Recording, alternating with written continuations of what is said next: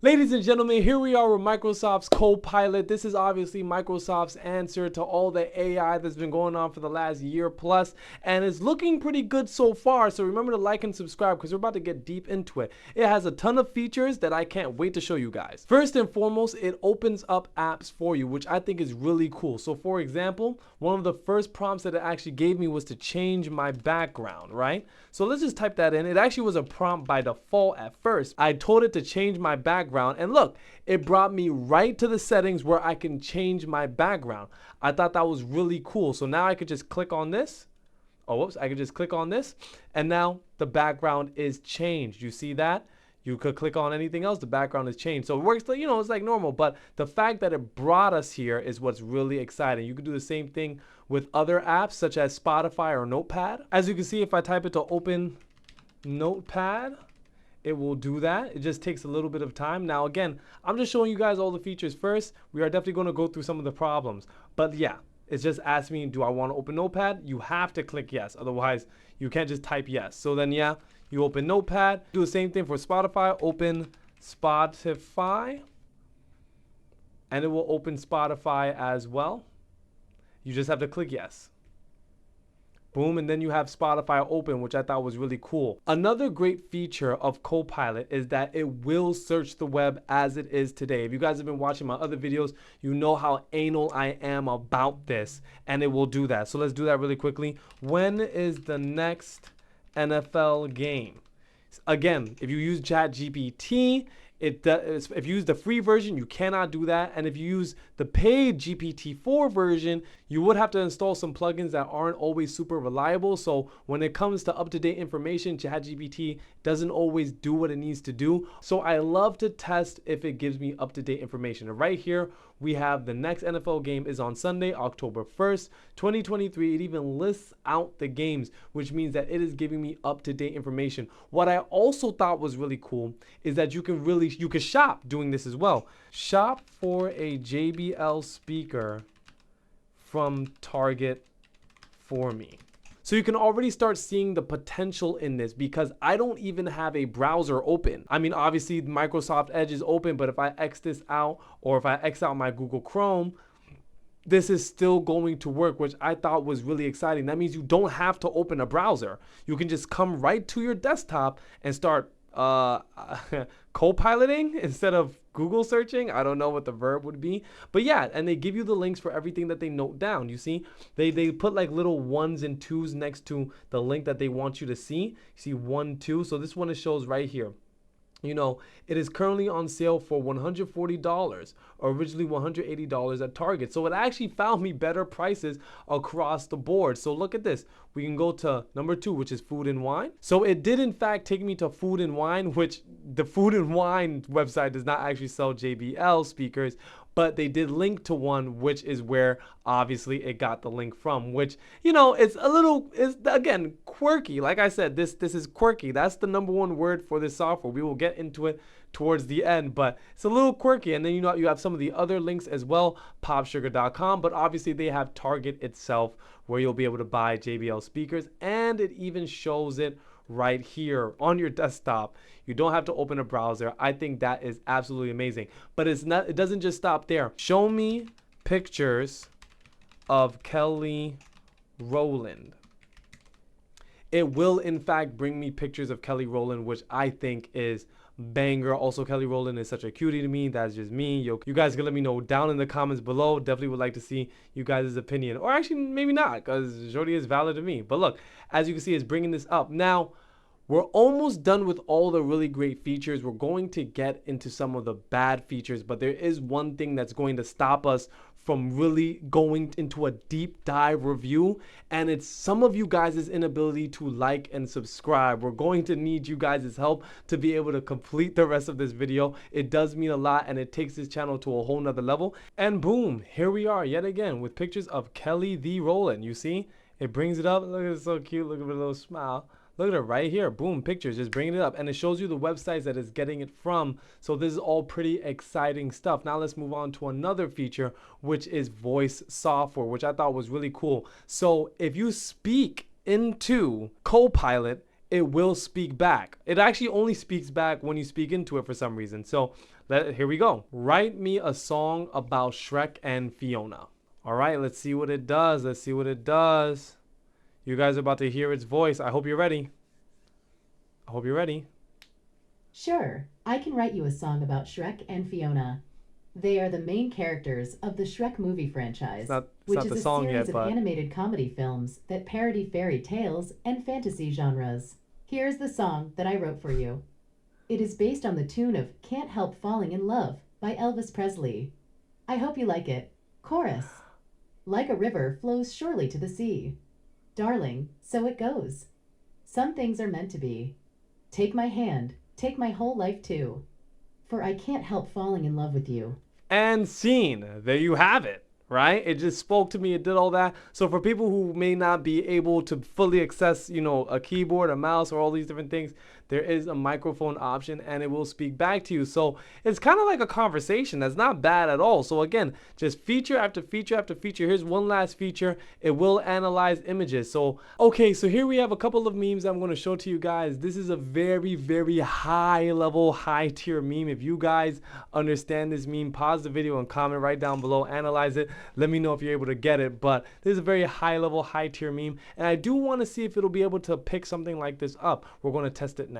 And all you got to do is drag and drop it right here, which is awesome. And then, explain this meme to me. And then we see what happens. So it said, this meme is a humorous and nonsensical combination of words and images. It is based on the idea of repeating the same word twice, followed by another word that rhymes with it, and then asking a question that makes no sense. For example, wasp, wasp, stone, rope, wasp, wasp, or BB, da da da da da. The meme is meant to be absurd and funny and does not have any deeper meaning or message.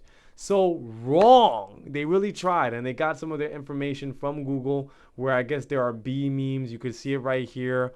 That's kind of cool and stuff like that, but it was wrong. It was not able to interpret it correctly. And for those who weren't able to figure it out on their own, basically the meme is just a play on to be or not to be. Guys, it's very high level. It took me a while to get it. Actually, I had to look at the comments to get it. You see the or is a rock, and, not, tie knot. I mean, hey, call me corny, but don't call me dumb. So to be or not to be. I thought it was really dope. Now I'm going to put in a much simpler meme, very simple pun. I don't think that means what you think it means. So let's see what it does with that. It says this meme is a joke about the difficulty of understanding memes. It's based on the idea of using a blurred face to represent confusion or ignorance, which I think is very hilarious because, as you guys know, it does have a privacy blur. And for those who don't know, if you use Bing AI chat or if you use this, it will not be able to see a person's face. It blurs it out. So because this is blurred out, it was not able to understand this meme. Though it is on the right track. I'm not going to continue testing memes because there are clearly some more issues with Copilot, but it's still smart enough to kind of analyze an image. As it did here with the greatest car since Herbie Reloaded and Speed Racer, the GOAT, Lightning McQueen. It was able to figure this out. This is a 3D rendering of Lightning McQueen from the movie Cars. So it can analyze images, but the more difficult or the more tricky it is, the more problems it has. But now that that's done, we can get into some of the quirks and some of the not so great features of Copilot. So as you can see here, if you open up any window, the window will take form to the rest of the space that Copilot allows. So as you can see, Copilot takes up that right side of the banner, and you cannot extend it or decrease it from that. So in order for me to have the full screen right here for Microsoft Edge, you would have to X this out and get the full screen. That is definitely not what I would like. And if you want to bring back Copilot, here's a nice keyboard shortcut, Windows C, and it comes right back. But as you just saw, it again rescaled the Microsoft Edge window, and this happens with literally every app that I've used so far. It happens with Google Chrome, happens with OBS, happens with Filmora, literally every app that I've used so far. So, I'm not a huge fan of it because obviously Knowing that it takes up that much real estate every single time can be a little frustrating, but it's not the most off-putting thing there. If they could turn it into a minimized window, something that you could move around the screen, that'll be perfect. But here's another thing that I thought was a little whack. It can only open Microsoft-based apps. So you cannot open apps such as, like for example, I like to use Evernote, right? Open the Evernote app. So if I ask it to do that, it won't do that. And here's another thing, as you're seeing live right now, it takes a long time to respond. I'm not a fan of that at all. Bard is quick, GPT is quick, Claude is quick. But this, look how long that took. And that was a simple one. You know, sorry, that's on me. I can't give a response to that right now. So that's pretty interesting. But you know, it can't open apps that aren't Microsoft based. Funny enough, it can open up Spotify like I showed you earlier, but you know, Spotify has always been great with integrating with so many different softwares and so many different platforms. That's no surprise to me. But it doesn't open up apps that are not Microsoft based. It will open up the Microsoft Store though, for example. Open the Microsoft Store. And then again, it's always going to ask you open an app and you have to click yes. If you type yes, it won't do that. See, look, and if you type yes, you can't even go back and say yes. So you actually have to say open the Microsoft Store again in order to bring it back. Then you could click yes, and then the Microsoft Store app will be open. But that brings me to my next problem. Copilot is very hit or missy. There are certain commands that I found that it might work sometimes and it doesn't work another time. It's very frustrating. So look, show me a picture on my PC, right? I tried that earlier and it didn't work. Will it work now? Okay, great, it will. And then it says, would you like me to open the Photos app for you? And so it says yes. But again, it won't take the command. It just asks me to open the app, in which again, I would pretty much do it for myself. Let me show you a couple clips where it did not work. Show me 2 pictures from my computer. It won't be able to do that, right? It's gonna give me you know, searching for how to view pictures from computer. I actually don't even want to let this finish generating, so we're actually going to stop. It's not going to do what I wanted to do. The same exact thing goes for this one feature that I was extremely excited to show you guys until it didn't work, and then it worked again, and so on and so forth. So it could be a little hit or missy. But let's just really quickly Google Barack Obama. Right? Barack Obama. Great.